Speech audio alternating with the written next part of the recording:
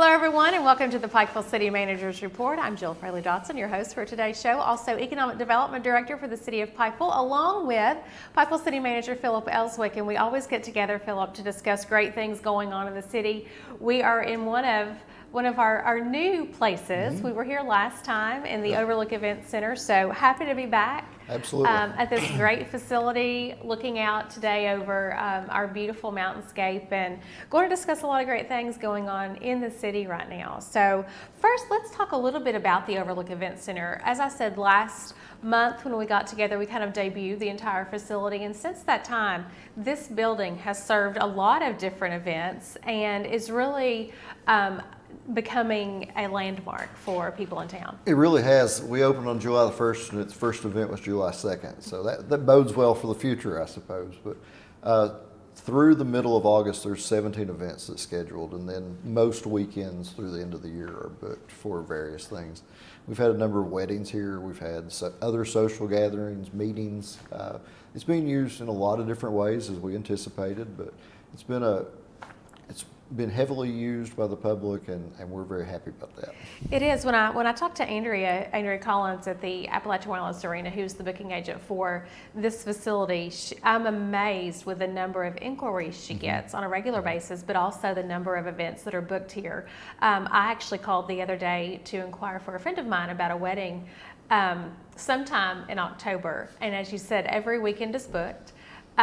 There's a Sunday and a Friday here and there, and some weeknights. But as far as Saturdays go, and even into November, things are getting booked, and people are using it for a lot of different things. But what I find most interesting is that, for years people have walked to the Overlook or driven to the Overlook to check out the cut-through project and to kind of teach their families about that. They use the cage to look out over the city. But there are so many people now that are using this facility to take pictures and come up and kind of really see again what our region or our area has to offer. Yeah, similar to our downtown areas, this has become a kind of a venue for photography and for kind of a destination for people to come for special events and things of that nature. And we had one of our city staff meetings here, and we were here for most of the day, and just being away from the office, even though it's just a couple miles, being away from the office in a different location was really beneficial, I think, in the work we were trying to do that day. I think it is beneficial, and I think about the word refreshing when you're able to get out of your normal workspace, especially in the time that we're living in right now, with the pandemic still at its height, and being a lot of people working from home or working in remote locations. To be able to come to a place and spread out and really have a change of scenery is extremely beneficial, and certainly a welcome change for a lot of people doing that now. So if people want to contact Andrea Collins, they can do that at Appalachian Wireless Arena and book your space and find out pricing and different things that can be done here. And don't forget, it's not just the inside space that we have, but the outside, to me, is really what is most breathtaking. Yeah, the patio spaces that look over the cut-through are probably the best feature of the facility. I think so. So come up, if you haven't seen it, come up, take a drive around and see what it is. Now, when the pandemic started, we did shut down city services to the public in March, and then we were able to reopen June 1st. But since that time, the cases have surged in our area, and you and the commission felt it necessary to close City Hall and the Office of Economic Development again to the public, but that doesn't mean that services aren't being performed. No, by no means. The public can't come into the building, but we have staff that are there. We have staff that are available remotely. Every service that you need from the city is still available, just maybe by phone or online. We did feel that it was the best thing to do. As a city government, we have a duty to protect not only our employees, but also the public. And with a number of first responders, our police and fire staff, we have to do everything in our power to make sure those folks stay safe so that they can provide those sometimes life-saving services to our citizens. And having our buildings open to the public and people coming in that are possibly have the virus or maybe carrying the virus, that's dangerous to them as well as our employees. And we wanted to do our part to stop the spread, I suppose. And so far we've been successful. There's been no city employees that have had the virus, and we're very thankful for that, and we hope that trend continues. And like you said, nothing, with the exception of being able to come into those buildings, has changed. All Right. of the services are still being performed. Work still continues. And I say a lot of times we're almost busier now than before because, we're continuing to be so laser focused on different projects and making sure things run as normal. And that's proof with any trip that you take downtown and Right. walk around there. A couple of our businesses have not reopened yet. They're planning to, so that is coming. But there are a lot of new businesses that have shown an interest in locating downtown, and some of those I anticipate will open up in September. Right. But certainly before the 1st of October. Yeah, we have Grace Custom Signs that's going to be opening. It's just like the name, a custom sign shop that will produce whatever you need. It's located on Pike Street, I Pike believe. Street in the former TD building. We also have Pink Pig Yarn Shop that we're working with right now. Not necessarily a space chosen yet, but we're working with them and trying to help them find somewhere and get started.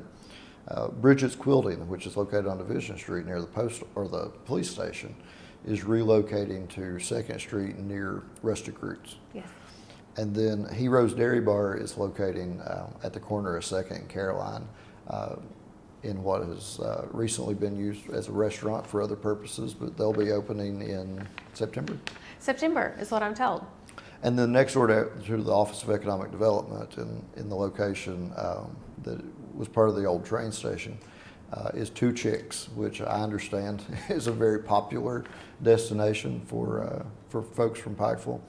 So we're excited to have that opening, and its owner's Emily Hall, a native of Pikeville. She's committed to our region and wanted to be here desperately. Yeah, the one other business that we have that will be that is on Caroline that just opened up during the midst of everything is Rejuvenate, and that is sort of a mini spa, if you will, that offers different aesthetic services for ladies. So I mean, we have been really fortunate in the number of people that have come to us, that have wanted to open businesses downtown, who want to invest in their community, and really all of these businesses. I look so forward to all of them getting their doors open and welcoming people in and being a place and a destination, like you said, for people not just here but all over the region. It's going to be a busy time, I think, as we head into the fall season, for sure. Well, we certainly hope so. And, in a rather gloomy time with a global pandemic, that people still want to open businesses in Pikeville is a testament to our city and the work that's been done for so many years by so many visionary leaders, continuing with our current commission and mayor. There are so many benefits to being here, and people see that. And if they're willing to open a business in a pandemic, they're pretty committed to being in Pikeville. Amen. Absolutely. Another project that continues, and I get asked about this just about daily, it's not downtown, but is the new Fazoli's restaurant that will be locating at the area that we've dubbed as Yorktown Landing, that is on South Mayo, and that project will start very soon. Yeah, the first step in that project was some site civil work and asphalting that has to be done for the building. And that work will start on August 17th and should be done in less than 60 days, and then construction can start. We knew that Fazoli's would be a popular announcement, but I underestimated how popular. So we're glad that people are really excited about that being here. Yeah, that is one of the things, and I said, I know you do, and I get asked regularly about it. Things had to be pushed back just a little bit, obviously, because of the pandemic. Everything kind of came to a halt, just as far as construction goes. But as soon as that first phase is done, they'll start construction on the building. And hopefully by end of December, 1st of January, we'll have a new restaurant to venture out to. And I anticipate it being a very crowded spot. I would imagine. For a while to come. Located at the base of Kentucky Enterprise Industrial Park. Along with the park, we have a new road that will be opened very soon. I had the opportunity to take a drive down it yesterday. I was up at the park, it came down, and I was absolutely floored at how quick it was, how easy it was, how accessible it was, and really how beautiful it is. I mean, it's a pretty remarkable feat. It really is. I drove that road yesterday as well. and it is a vastly superior road to the one that we've had with the switchbacks and the steep grade. And it does provide very quick access to US 23. It's a great improvement for the park and will really benefit you as you try to recruit businesses there. And speaking of that, we are, as I was up there, the whole reason I was there was to check on the progress of our new speculative building that is being built at the park. And again, ahead of schedule, it was something to drive up and see the steel, and see the shape of the building start to take place. And I was very excited, as you might imagine, and I'm sure that as we go forward, and if it stays ahead of schedule, we'll get even more excited. But there's a fair amount of interest in that building, and I think it's important for our public to know that it's not just an if you build it, they will come sort of deal. Right. There's a fair amount of interest, and we're excited about some possibilities that will potentially locate there. But it really is one of those things where, as you mentioned, Pikeville is a place that people want to be. Not just in our downtown area, but also industry coming into our area. And I think the interest that we've seen in this new building is proof of that. I agree. We certainly are not building the building and just going to wait for somebody to show up. We're actively working to recruit businesses, and we have had some good interest in that space, and I'm confident we'll have a tenant eventually, and hopefully not a too distant future. We were very fortunate with the other building, we found a tenant during design and construction. Maybe the same thing will happen this time. That would certainly be a home run if it did. Absolutely. Another project that will be beginning soon, and it's something that we've talked about for a long time and has a lot of interest with a particular community within our area, and that's the Bikeways Project. A lot of bikers in our town. This is a popular project for some folks, and it's something that we desperately need. As Pikeville changes demographically and we have more college students, medical students, as the community grows, biking is more and more popular. And this is an important project for that. We've worked on it for quite some time, but we believe that we have found a contractor and it's been bid. We're just waiting on the State Transportation Cabinet approval for them to start work. I know, like you said, there are a lot of people who have a big interest in that project and are ready for it to begin. So that will be something, just one more thing that we can add to Pikeville as a destination. Brad Sloan, who is our Deputy City Manager, City Engineer, and I kind of refer to him sometimes as our resident historian because he is so interested in history and the history of our area, and I learn a lot from the conversations that we have. So over the course of the pandemic, when we were finding new things for people to gauge their interest in, came about a project called Pikeville History Moments, and there have been 6 videos released to date over various people and topics and places, but this is something that has received a lot of positive reviews from people who have got to see those. It really has. Pikeville has a lot of history, and by and large, it's relatively unknown even to those of us that live here. And this is an important project, not just for us, but for people that are exploring Pikeville, thinking about coming here, maybe moving here. But those 6 videos have covered topics such as Hatfield-McCoy, various issues there, President Garfield. We've looked at the York House and Polly Bridge. Effie Waller-Smith was one of the subject of a video, and Mayor Kelly J. Day, and he's an interesting story in that he was very instrumental in formation of the Breaks Interstate Park. Kind of a visionary mayor, as we've had a long history of having, and we're fortunate to have had that. But that's the most recent one that's been released, and we release those every 2 weeks on Thursday, and we have many more topics that are ongoing now. But one thing that's really neat about this project is that it's a collaboration between so many partners.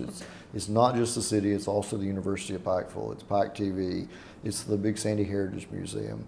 All of those folks that have vastly different resources have come together to produce these. And you're right, it is generating a lot of excitement, and it's for the benefit of our community. Certainly is. I really enjoy sitting and just taking a few minutes. And they're not long videos No, by not at all. any means, but just taking a moment and just watching and kind of getting lost in the pictures and the explanation of what it was. Because, and you know, I've talked before, and so many people who live in our area probably experience this. If you live somewhere, a lot of times you don't take advantage of maybe the trails or the scenery Right. that you have, or learning about the history because you're there and it's easily accessible to you. But it's not until you put these projects together for other people that you really start to kind of hone your interest a little bit. So it's they're really not great videos, and I encourage you to check out our website and our YouTube page to view those. Something exciting going on, and I mentioned the trails and bikeways, and you know, I love to walk in the mountains, I love to walk downtown, and we love to get on the river.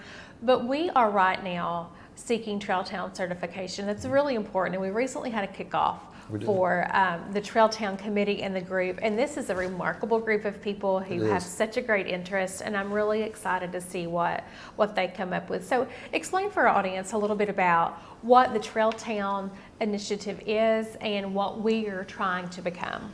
Well, Trail Town is a certification that the Commonwealth of Kentucky designates for various locations, and it's an extensive, exhaustive process to achieve this certification. It's certainly not given lightly, and only 20 communities in the state have this designation, and what it's designed to be is to put a traveler in a location of very beautiful natural outdoor scenery with trails and outdoor recreation, but also very close to a town that has hotels and restaurants, shopping, various attractions.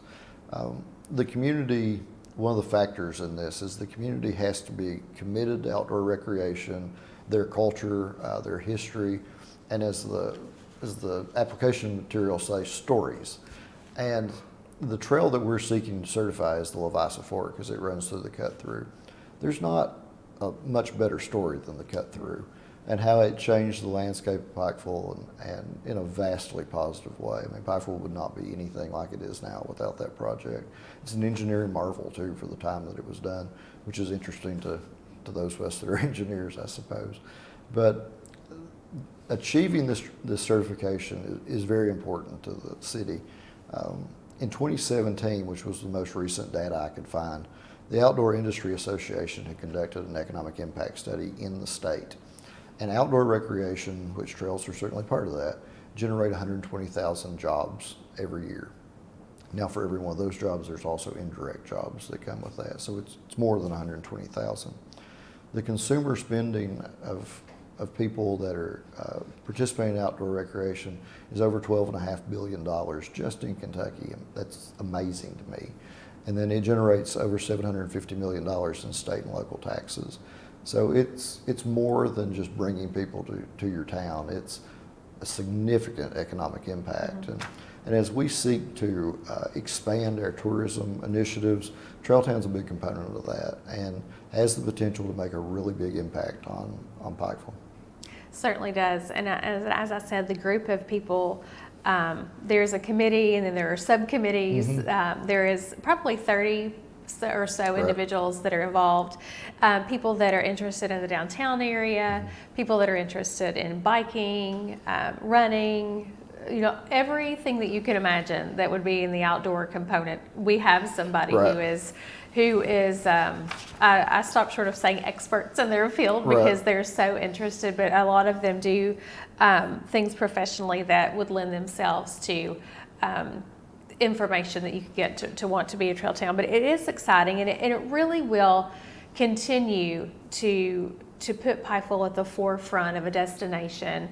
Right now we're seeing so many people that are not able to travel because of the pandemic, and we're really being very targeted about the audience, I think, that we're trying to reach to come in, because a lot of people are just wanting to travel, say 3 or 4 hours away. So, you have people from maybe Ohio or, the western part of the state that want to stay within Kentucky's boundaries to come to Pikeville. So we want to make sure that they have everything that they need when they get here, and certainly we're well on that path. Absolutely. Tourism, is a big component of what we do, and along that line, we are having different things that are coming up downtown, and we have a new mural downtown. We have new bears that have been unveiled in the past week. We have some art. So let's walk through some of those new I guess destinations downtown, if you will, because it seems like 1 week in the month of August we were somewhere every day unveiling something new. Which that's good to be able to do that. Absolutely. That's fun. That's what makes this job so rewarding. But part of our tourism strategy is a commitment to the arts in our downtown area. And certainly the Appalachian Center for the Arts is part of that. But we also want public art displays. So we have a number of bears around town that are decorated in various themes. And we have a new one that's been added to that collection. It's a Masonic bear that's located at the Lodge on Pike Street. That was sponsored by the Lodge, and it was painted by a local artist from Elkhorn City. And it's an impressive addition to that collection. And we'll be adding 4 more in the near future, and we'll talk about those as they come to fruition. But that's a part of our plan for the future is having bear hunts with the bears downtown and making maps that show you where they are, and just encouraging people to visit all of them and see the entire town. Another unveiling we had was a mural that's painted on the Anderson building on 2nd Street. Austin Casebold, another local artist, painted that. It's a beautiful addition to the city. It's a lady holding a cardinal. Words don't do it justice. You just need to go look at it. And then our third project was umbrella art, which is in the alley on 2nd Street, and totally changed the appearance of that part of town. It's unusual to me that something that simple could have such a vast impact, but it really has. And you need to come downtown and see those things. Yeah, as soon as our friends at UMG started putting those umbrellas up, it was the day after we unveiled the mural from Austin.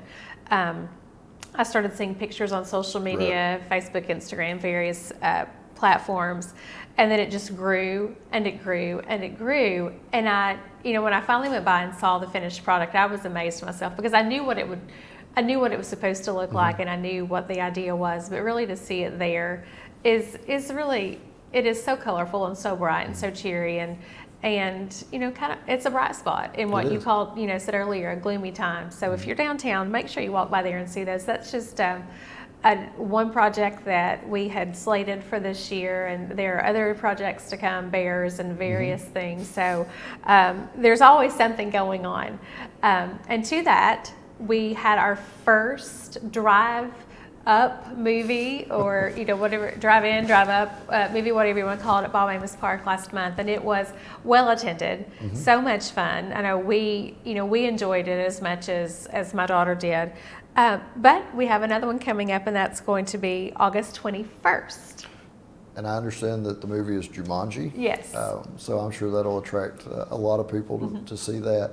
And we started this drive-in to see if it would be successful, and there's certainly a big following for that. So I would imagine you'll continue to see those events in the future.